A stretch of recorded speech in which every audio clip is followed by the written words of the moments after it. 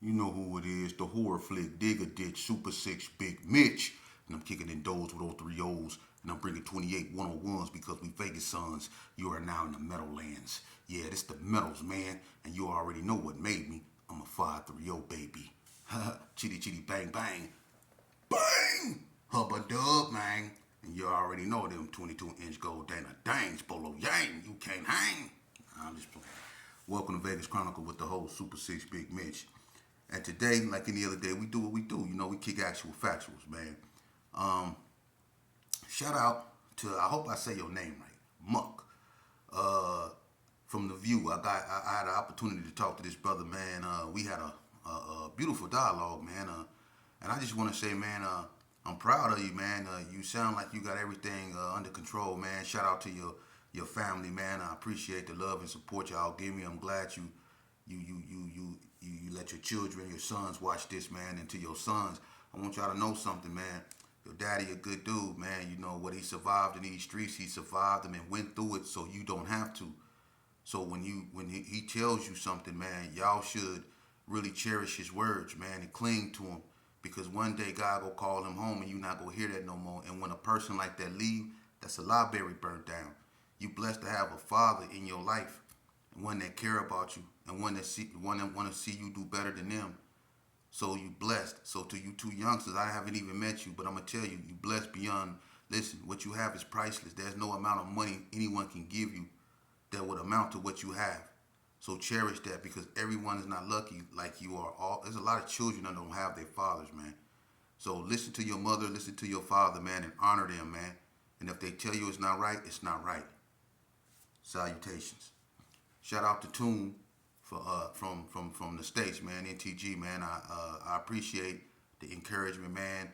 Um, you know the struggle, what we've been through, man, and you know this is something I guess God chose for me to do, man. And who am I, not to obey? You know, I'm a child of God, and man, and I believe that He chose me for this mission, man. And I appreciate you recognizing what I'm doing, man, and the positivity and seeing the positivity in it, man. And shout out to you, shout out to your family, man, and thank you for your support, man. I really appreciate it, my bros. But moving along, man. Today, and shout out to everybody that's been rocking with me and supporting my platform, man. I really appreciate y'all. I got a lot of things in store, man. Just be patient with me, man. I'm really doing this by myself, but I'm doing it. So with that, I'm gonna tell y'all a story. Um, y'all remember when I told y'all a story about how when me and my friend, he rested in peace, Bam Bam, we got caught slipping in the store by the Bloods, and they daytime them really daytime LJ and a few more of them dudes like really whooped us out up in there, man. Daytime had that stick and was. He put that stick on us, and LJ them had me, and then they had the dude that was cutting me go tell him when I was trying to hide down the house, get the other one too. So they all, the meat man, everybody up in there was on my list, you know what I mean? So what happened was, I'm gonna pick it up from there. After that, like a few weeks, I was still in my feelings behind that, because they really put that stick on me. And LJ worked him. He worked my rib cages, man. He had me. They beat the brakes off us, man. So I was really in my feelings about that, man. But that's how Vegas was back then. You get caught slipping, you get it. That's what it is. I mean, I'm just glad we got whooped out, because it could have been much worse. You know what I mean? Because back then, it was serious.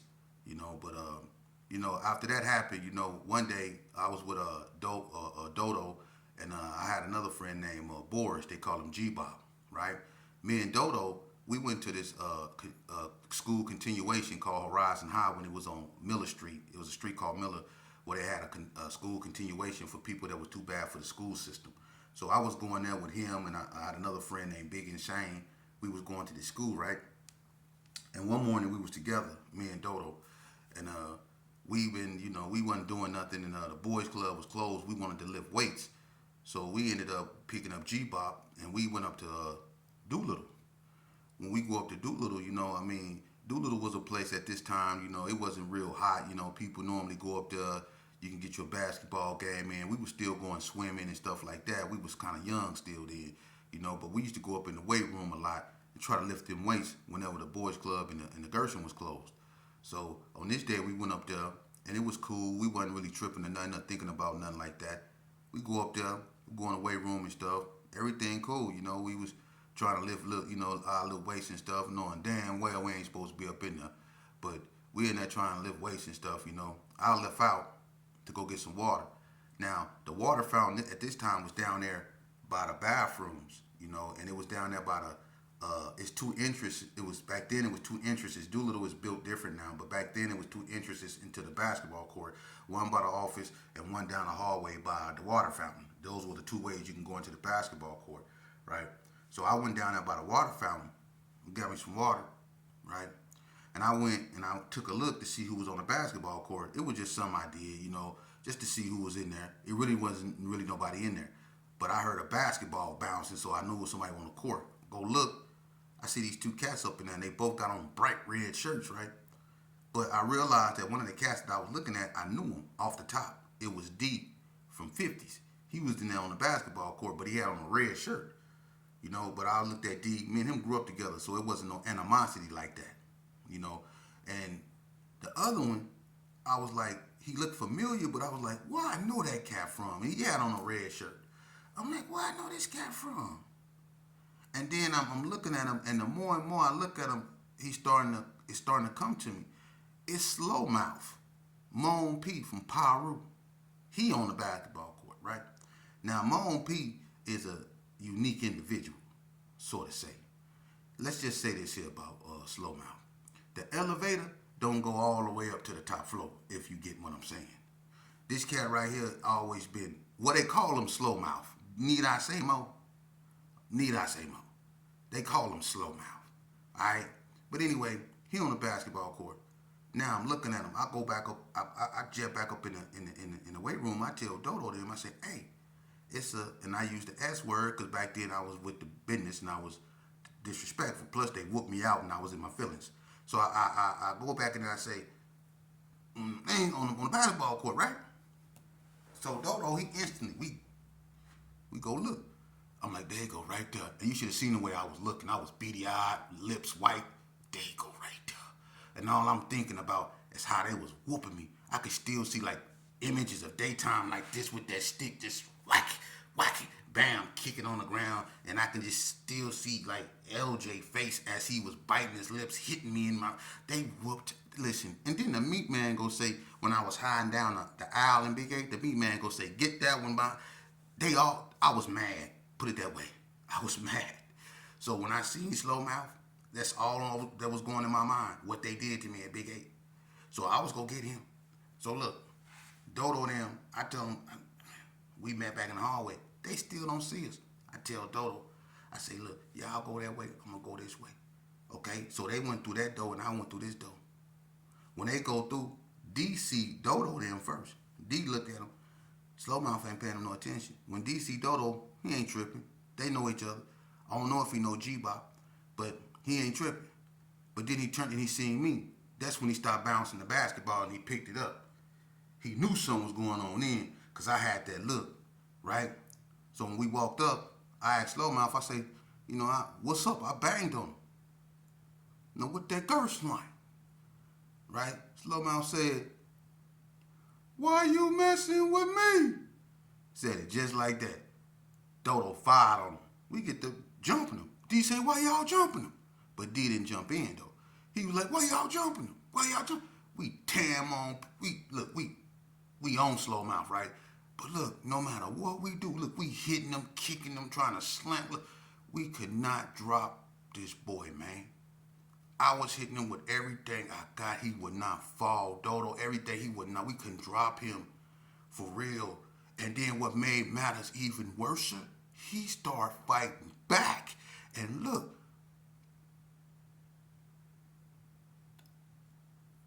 I never fought one dude that gave 3 dudes that much problems. I tried to get him in all kind of locks. I wrestled. Look, I wrestled. For real, for Nevada Youth Training Center. The independent coach, I wrestled. Mr. Riley was my coach. I wrestled. Roman Greco. I could not get this cat down no matter what I do. He started fighting back, and then look, he threw an overhand that was kind of like slow but efficient. And it hit G-Bop, dropped him. Now it's two of us on. Now I don't feel so confident in what we doing now. I'm kind of getting scared because G-Bop ain't getting back up. He must have hit him in the. He must landed a good one. But we whooping him though. We still on him. Me and Dodo hitting him with haymakers. But he won't fall for nothing in the world. Then he get loose. We done ripped his shirt, his mouth leaking, all that. I ain't even lie, we didn't pull the boy how, everything, right?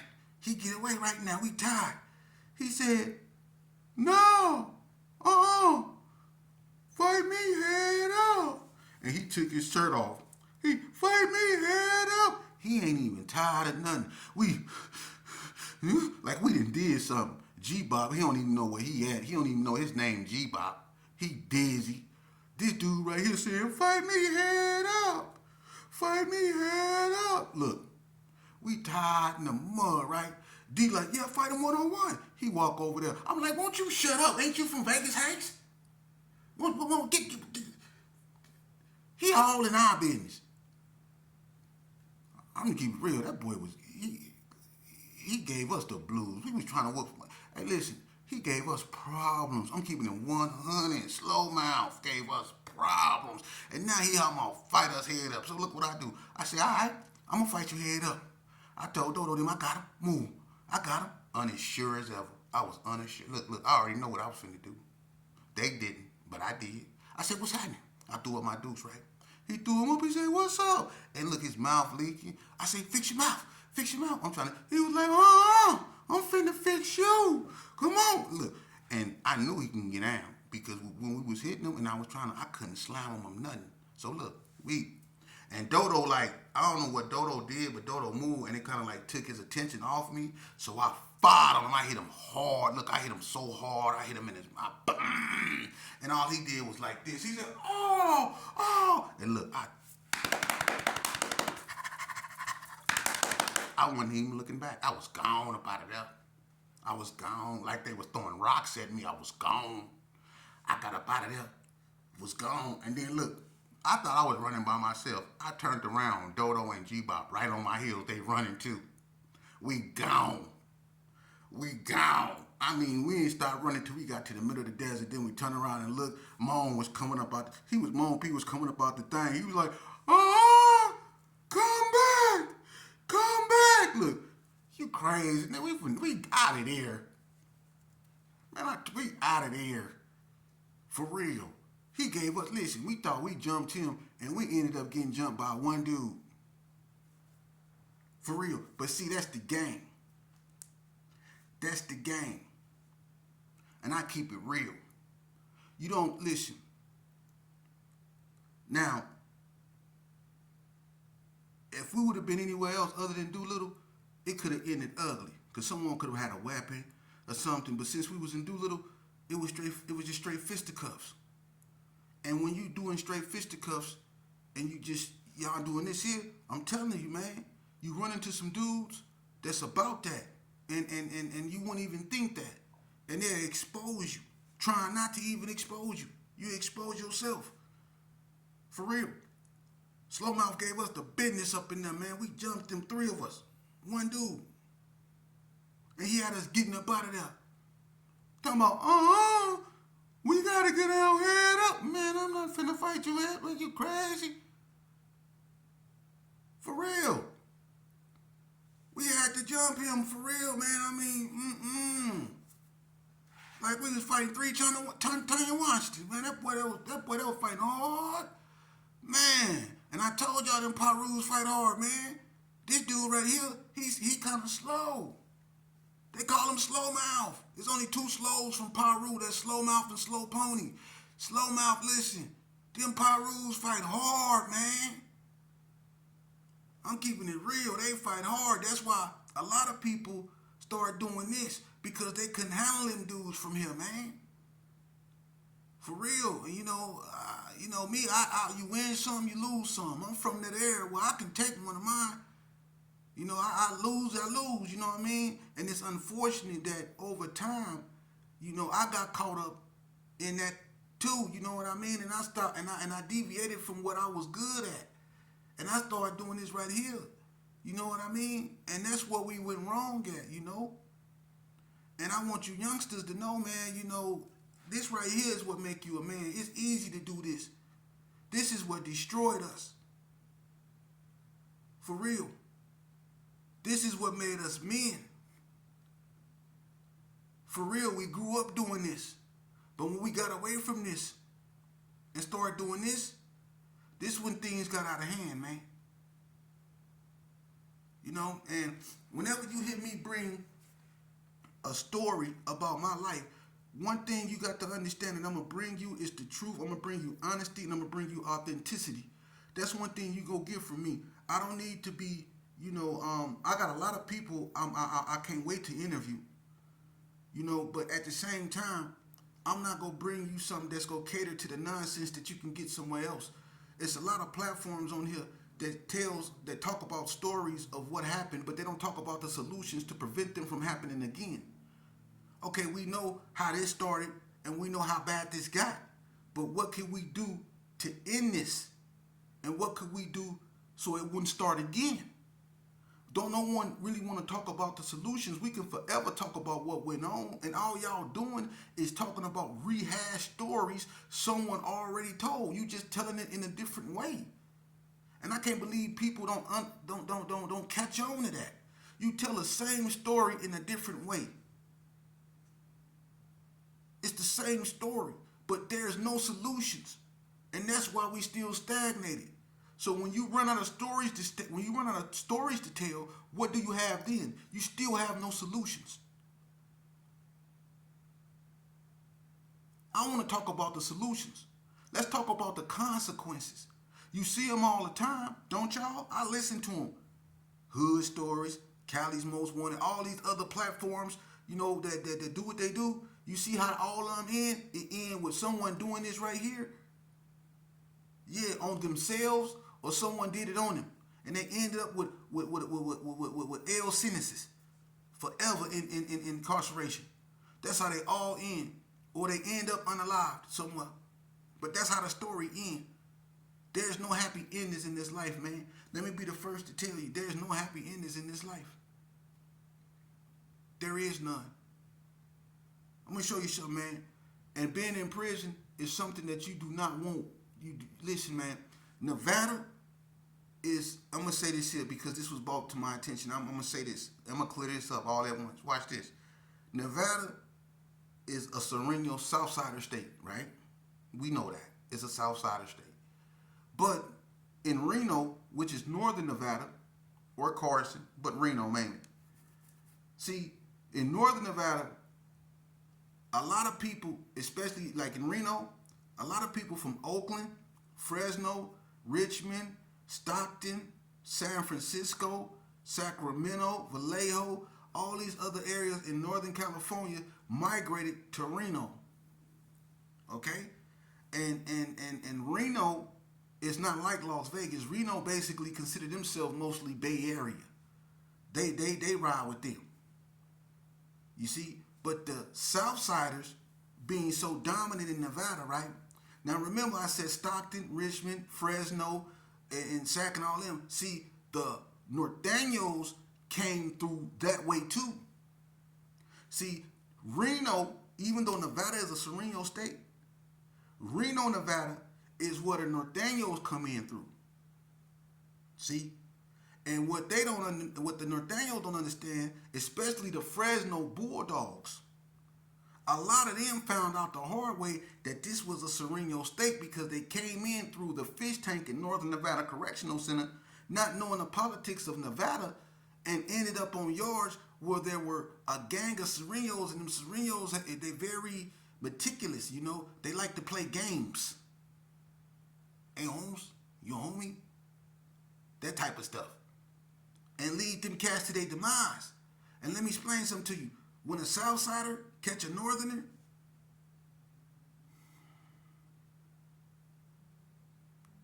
it's a horrific. Listen, it's gruesome. I'm gonna leave it at that.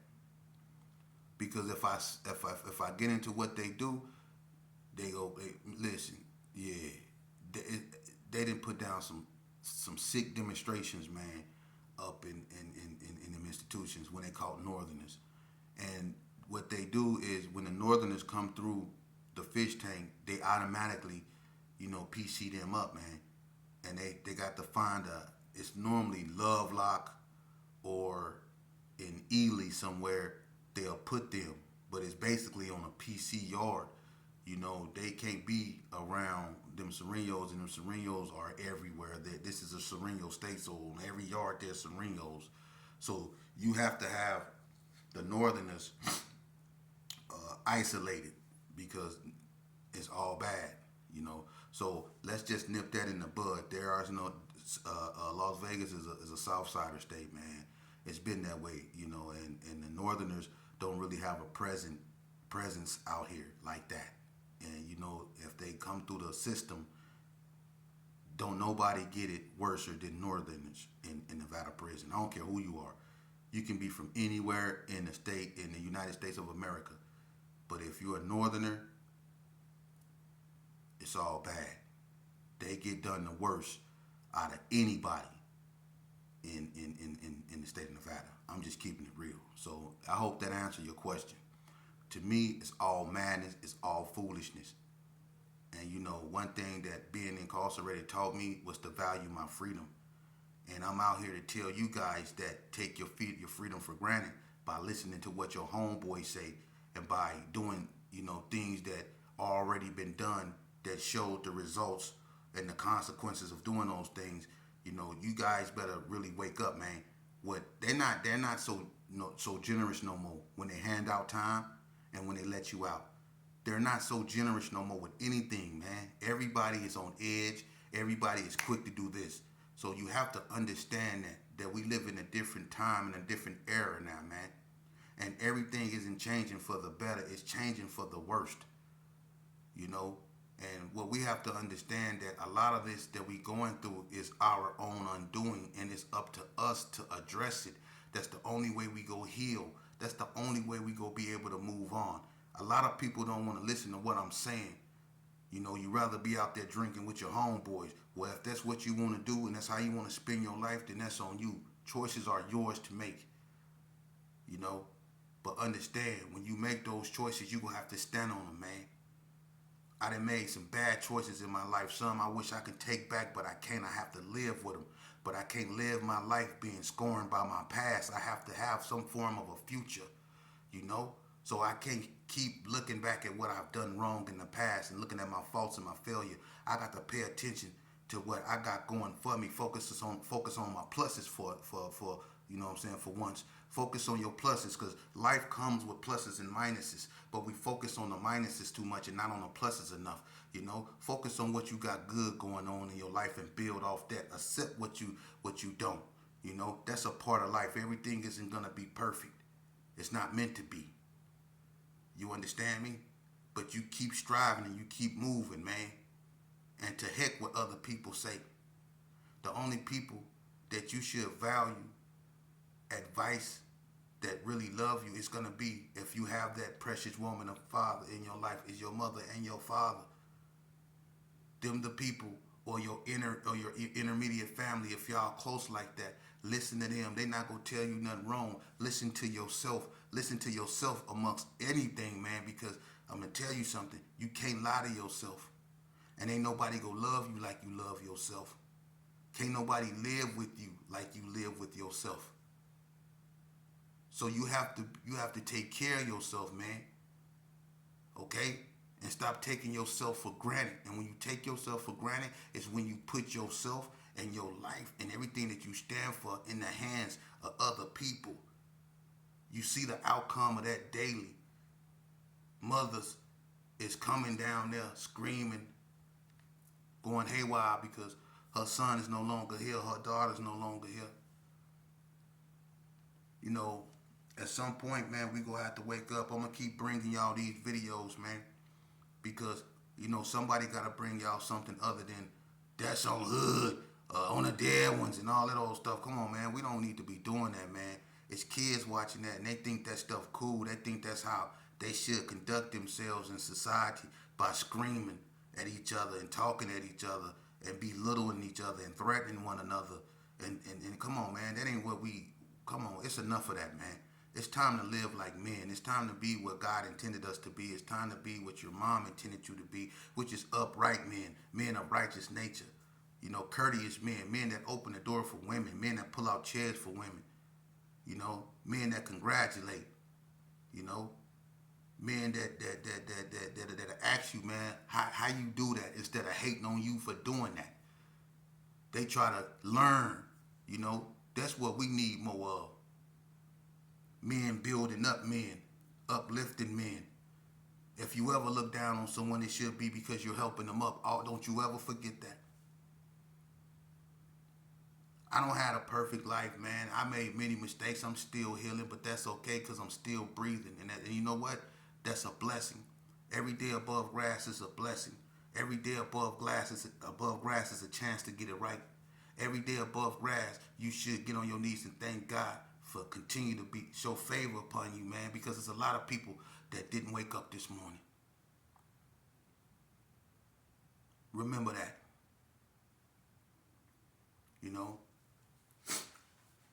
You know what I never could understand? It's real when they say that some people they grow up and then some people just get old. And every day when you ride by Bells and you see the same people sitting up there that's been up there since the 90s, ain't never went nowhere. Them the people that just got old. Because the people that grew up, well, you don't see them no more. You know why? Because they smart enough to realize ain't nothing out there at Bells. Ain't nothing up there at Bells. Ain't nothing out there in them streets. So the people you don't see no more, them the ones that grew up. The people you continue to see that you sick of seeing, them the